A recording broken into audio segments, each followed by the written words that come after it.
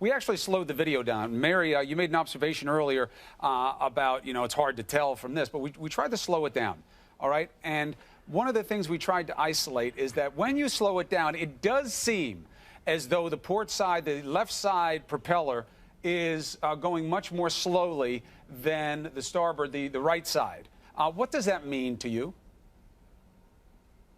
Well, to me, it suggests that you're having a left engine problem. It could be one of two things. They could have lost power to the left engine, or they could have a problem with something called the auto feather. Those propeller blades actually turn to help you get the maximum performance out of your engine. And here, after takeoff, they didn't have a lot of wiggle room. It's the most dangerous time of the flight, especially on a twin turboprop plane. If they'd lost an engine there, I guess they would have gotten a mayday call out. You'd have time with an engine failure because you'd want them to clear the airways. Right. You'd want to be able to head straight for the nearest runway. So it looked to me, just from looking at that video footage, at the 7 a.m. hour, that they had a left engine failure or a prop feathering failure. I think there's a lot of evidence here that they lost power on that left engine. There's two things that are really crucial to think about. Was the prop feathered?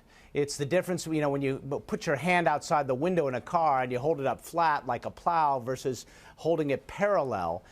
If you have aerodynamic drag on a failed engine, it's very difficult, if not impossible, to recover. The other thing that the crew needed to do was step very hard on the right rudder of this aircraft to get the plane going in the right direction without banking too heavily. So those are two key things which we'll get from both the cockpit voice recorder and the flight data recorder.